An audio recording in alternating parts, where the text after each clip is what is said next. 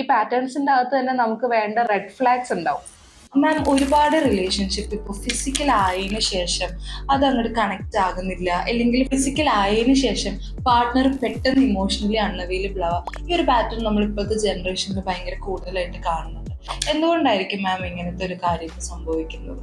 ഒരു physical റിലേഷൻഷിപ്പിന് 2-3 generation മുമ്പ് കൊടുത്തിരുന്ന ഒരു ഓവർ വാല്യൂ കാര്യങ്ങളൊന്നും ഇപ്പൊ പൊതുവെ ആരും തന്നെ കൊടുക്കുന്നില്ല. And availability to do such things are very normal nowadays അല്ലെ. അതിനൊക്കെ ഉപരി ഇങ്ങനത്തെ കാര്യങ്ങൾ നമ്മൾ മനസ്സിലാക്കേണ്ട ഒരു വലിയൊരു പോയിന്റ് എന്താന്ന് വെച്ച് കഴിഞ്ഞാൽ, രണ്ടുപേരും തമ്മിലുള്ള values, we always say love is not in for a relationship. അപ്പൊ രണ്ടുപേരുടെ വാല്യൂസ് ഡിഫറെന്റ് ആണോ എന്നുള്ളതാണ് ആദ്യമേ നമ്മളൊരു പാർട്ട്ണറിൽ ചെക്ക് ചെയ്യേണ്ടത്. അപ്പൊ ഒരാൾക്ക് ഒരു ഫിസിക്കൽ റിലേഷൻഷിപ്പിന് അത്രത്തോളം വാല്യൂബിൾ ആയിട്ടുള്ള ഒരാളാണ്, മറ്റേ ആൾക്ക് അതാണോ അല്ലയോ എന്ന് നമ്മൾ ചെക്ക് ചെയ്യണം. ഒരു മനുഷ്യൻ ഏറ്റവും കൂടുതൽ നമ്മൾ അവരുടെ കൂടെ സംസാരിക്കുമ്പോഴോ ഇടപഴകുമ്പോഴോ അവരുടെ പാറ്റേൺസ്, ആ പാറ്റേൺസ് നമുക്ക് വേണ്ടി വിടുന്നുണ്ട്. അവർ നേരത്തെ ആരോടെങ്കിലും ചെയ്ത കഥകളോ അല്ലെങ്കിൽ അവർക്ക് ആ ഒരു കാര്യത്തിനോടുള്ള അപ്രോച്ചോ കാര്യങ്ങളോ ഒക്കെ അവർ പറയുന്നുണ്ടാവും. അല്ലെങ്കിൽ വേറൊരു വ്യക്തി ചെയ്തതിനെ പറ്റിയിട്ട് അവർ പറയുന്ന അവരുടെ ഒപ്പീനിയൻസിന്റെ അകത്ത് പോലും അവരുടെ പാറ്റേൺസ് കിടക്കുന്നുണ്ടാവും. ഈ പാറ്റേൺസിന്റെ അകത്ത് തന്നെ നമുക്ക് വേണ്ട റെഡ് ഫ്ലാഗ്സ് ഉണ്ടാവും. Red flags in the sense, ഈ ഒരു വ്യക്തിക്ക് ഞാൻ ഉദ്ദേശിക്കുന്ന വാല്യൂ അല്ല എന്നുള്ളത്. അതിന് ഏറ്റവും എളുപ്പമായിട്ട് മനസ്സിലാക്കാൻ പറ്റുന്ന ഒരു കാര്യം, ആ ഒരു വ്യക്തിയോടൊപ്പം നമ്മൾ ചെലവഴിക്കുമ്പോഴോ ആ ഒരു വ്യക്തിയുടെ പാർട്ട്ണറായിട്ട് തുടങ്ങിക്കഴിഞ്ഞ്